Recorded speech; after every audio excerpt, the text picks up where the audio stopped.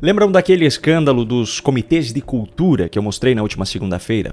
De forma super resumida, para quem não acompanhou, uma secretária nacional do PT foi gravada por um ex-aliado político relatando uma conversa que ela teve com a responsável por esses comitês estaduais dentro do Ministério da Cultura. E nessa conversa foi revelado que o governo Lula deu o aval para que esses comitês, que foram criados por Lula e são financiados pelo governo, fossem utilizados para ajudar aliados nas eleições municipais de 2024. A própria secretária petista gravada era um desses casos. Ela era candidata a vereadora em Manaus, a capital do Amazonas. Pois bem, agora, apenas alguns dias depois, a ministra Margarete Menezes, da Cultura, já está no centro de um outro escândalo tão absurdo quanto. Ela recebeu uma quantia absurda de dinheiro público para cantar em eventos durante o carnaval desse ano. Veja só, logo no início de 2023, a Comissão de Ética Pública da Presidência da República decidiu que Margarete Menezes, por ser ministra, deveria, abro aspas, se abster de receber remuneração, vantagens ou benefícios dos entes públicos de qualquer esfera de poder. Fecho aspas. Só que agora, dos 7 conselheiros da Comissão de Ética Pública da Presidência, 6 são indicados do presidente Lula. Isso porque 3 deles, que haviam sido indicados pelo ex-presidente Jair Bolsonaro e tinham um mandato até 2025, foram destituídos por Lula logo no início do seu governo, uma medida nunca antes vista no Brasil, para que essas 3 vagas fossem preenchidas por indicados do próprio Lula. Hoje, inclusive, a comissão é presidida por Manuel Caetano Ferreira Filho, ex-advogado de Lula. Coincidentemente, depois dessas mudanças na composição, o entendimento da comissão mudou e eles passaram a autorizar a realização de shows com verba pública dos estados e dos municípios, desde que, para isso, não tenham sido utilizados mecanismos federais de incentivo à cultura. Mas isso é apenas uma coincidência. Coincidentemente também, Margarete Menezes, que é cantora, decidiu tirar férias do cargo de ministra justamente no período de carnaval. Bom, de acordo com informações obtidas e publicadas pela coluna de Tássio Lohan no Metrópolis, a ministra Margarete Menezes realizou, entre os dias 27 de fevereiro e 3 de março desse ano, 7 shows em Salvador e em Fortaleza, capitais da Bahia e do Ceará, respectivamente. Desses 7, 3 foram financiados exclusivamente pelas prefeituras, 3 receberam verbas também do governo da Bahia e apenas 1 foi privado. Dos 6 que foram financiados por verbas públicas, todos eles foram contratados sem realização de licitação, algo comum nesse tipo de evento. No caso das verbas estaduais, adivinha quem governa o estado da Bahia? Jerônimo Rodrigues, que não apenas é do PT, como ainda é aliadíssimo do presidente Lula. No entanto, tanto o governo baiano quanto a assessoria de Margarete Menezes se recusaram a informar o valor de recursos do governo do estado que foram destinados a esses contratos. Já as prefeituras de Salvador e Fortaleza atenderam aos pedidos e deram acesso às informações referentes aos valores desses contratos. No caso da capital baiana, a prefeitura desembolsou R$290 mil para as apresentações da ministra na cidade. No caso de Fortaleza, o montante de recursos públicos destinados a esses shows foi de R$350 mil. Ou seja, só dos valores aos quais foi concedido o acesso foram R$640 mil faturados pela cantora Margarete Menezes, coincidentemente também ministra da Cultura, mas esse montante não contempla ainda os recursos que foram destinados pelo governo petista da Bahia. Bom, de acordo com o conveniente novo entendimento da nova composição da Comissão de Ética da Presidência, Margarete Menezes não fez nada de ilegal, porque esses shows não foram realizados fazendo uso de mecanismos federais de incentivo à cultura. Agora, lembra do escândalo dos comitês de cultura? Segundo a secretária nacional de Mulheres do PT, Anny Moura, nos áudios gravados pelo seu ex-aliado, o Ministério da Cultura deu aval para que os comitês de cada estado ajudassem na campanha de candidatos aliados.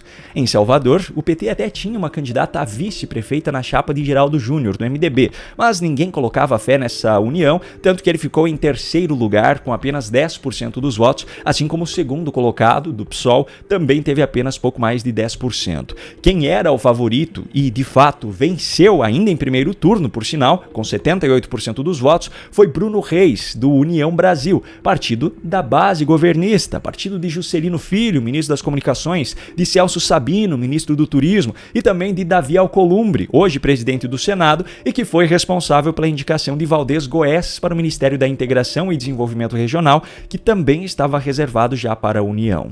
A vice de Bruno Reis é Ana Paula Matos, do PDT, partido também da base governista, partido de Carlos Lupe, o ministro da Previdência Social.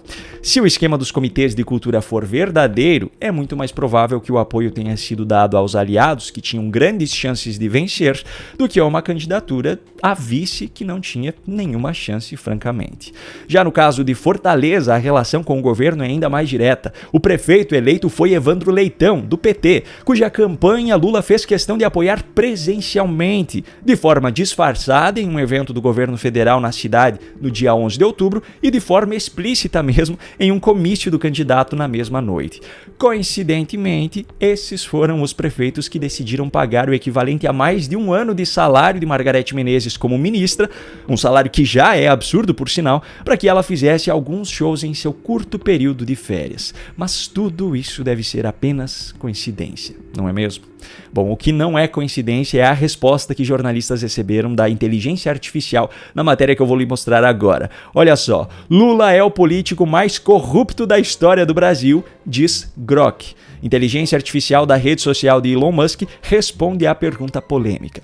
Pois é, o jornalista David Agape resolveu perguntar à inteligência artificial de Elon Musk quem é considerado o político mais corrupto da história do Brasil. Me dê apenas o nome. A resposta que ele obteve foi direta: Luiz Inácio Lula da Silva.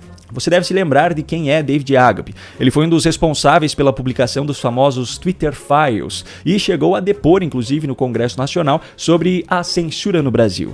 O pessoal da revista Oeste resolveu conferir e recebeu a mesma resposta. Depois, solicitando mais detalhes a respeito dos motivos, a inteligência artificial cita as condenações dele, os casos em que ele esteve envolvido, etc. No entanto, o Grok é justo. Ele traz também o outro lado da história, compartilhando aquilo que Lula e seus apoiadores alegam. Mas, no fim das contas, ele conclui que a magnitude dos esquemas revelados e sua associação direta a figuras do alto escalão do governo petista mantém seu nome como um símbolo de corrupção para muitos brasileiros. Não é à toa que Lula tem sido tão fervoroso em seus ataques à inteligência artificial, isso que ele nem deve saber ainda da existência do Grok especificamente. Aliás, quando Alexandre de Moraes ficar sabendo disso, aí sim a IA de Elon Musk corre risco de ser até banida do Brasil. Agora, por coincidência, e dessa vez é uma coincidência sem ironia por trás do termo, há cerca de 15 dias eu preparei um e-book com um tutorial completo para aprender a usar essa ferramenta e usei o próprio Grok para isso. Dá só uma olhada. Você sabia que existe uma ferramenta de inteligência artificial no estilo ChatGPT, só que do Elon Musk? Pois é, o Grok é uma ferramenta que possui os recursos das demais ferramentas de inteligência artificial pagas, só que de forma gratuita. Pelo menos por enquanto, pois a promessa é de que, enquanto os servidores suportarem o número de usuários, esse sistema não será cobrado. Inclusive, há apenas alguns dias, Elon Musk lançou a terceira e mais recente versão dessa ferramenta, que já está disponível também de forma gratuita, o Grok 3. É realmente inacreditável o que o Grok é capaz de fazer. Ele vai muito, mas muito além de um simples chat de texto. Ele é capaz de produzir imagens de acordo com aquilo que você pedir, incluindo imagens de pessoas famosas fazendo coisas fora da sua rotina, ou nem tão fora assim, se é que você me entende. O Grok 3 também é capaz de analisar imagens que você enviar, como fotos ou gráficos, interpretar PDF e até mesmo processar outros tipos de arquivos. Praticamente qualquer tipo de informação que você possa imaginar, ele é capaz de encontrar, desde as mais simples até as mais complexas. Agora, a melhor parte para mim ainda é essa. Ao contrário de outras inteligências artificiais que evitam temas polêmicos ou dão respostas genéricas, o Grok responde com honestidade e lógica, mesmo as perguntas mais delicadas, desde que respeitem o limite ético básico, é claro. Ou seja, é uma ferramenta de inteligência artificial praticamente sem censura, algo que já era de se esperar levando-se em conta o histórico do seu proprietário, não é mesmo?